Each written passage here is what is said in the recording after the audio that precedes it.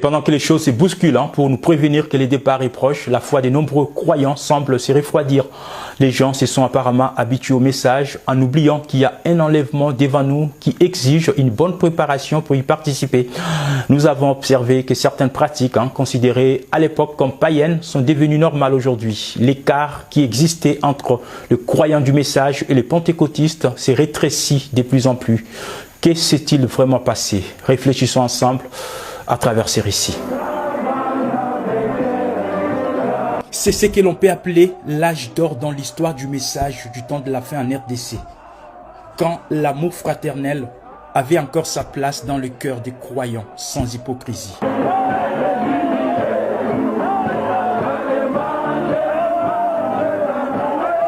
À l'époque, on n'avait pas besoin de beaux édifices pour voir Dieu descendre parmi son peuple, mais juste dans le petit hangar où les gens étaient parfois assis par terre, Dieu était présent.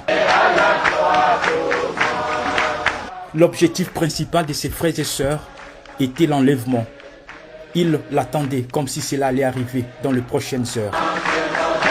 Ici, tous les pasteurs du message acceptaient encore de s'appeler frères, sans faire allusion à leur titre de pasteur ou de révérend.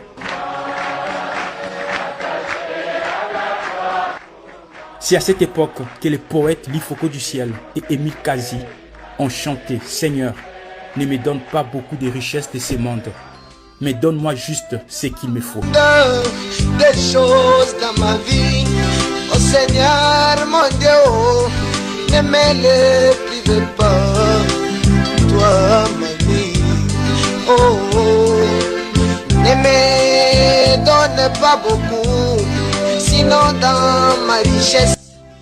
Cette chanson peut-elle encore être chantée dans cette même version aujourd'hui? À l'époque, la plupart des croyants étaient moins riches, mais ils vivaient dans l'amour et l'unité. Mais aujourd'hui, avec toutes les bénédictions matérielles, nous trouvons plutôt la division et la haine entre frères et sœurs.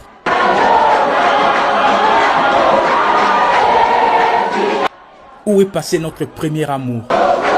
Cette vie de simplicité dans le message, où des frères, malgré leur rang social, pouvaient fraterniser avec leurs prochains.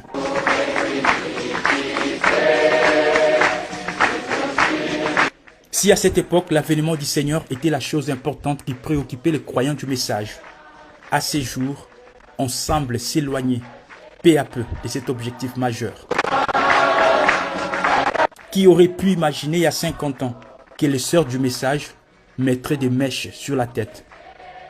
Qui aurait cru qu'en ces jours, on aurait des croyants du message dans la politique? Qui aurait pu imaginer à l'époque que nous aurions autant de divisions dans le message? Hier, sous les hangars, l'objectif des fidèles et des pasteurs était le ciel. Mais aujourd'hui, dans les grandes églises bien construites, l'objectif est devenu l'argent et les biens matériels. Où allons-nous? Après avoir commencé par l'esprit, allons-nous maintenant finir par la chair? Où est passé notre zèle premier? Les gens sont-ils fatigués d'attendre le retour du Seigneur? Attention, la Bible nous prévient, tenez-vous prêts, car le Fils de l'homme viendra à l'heure où vous n'y penserez pas.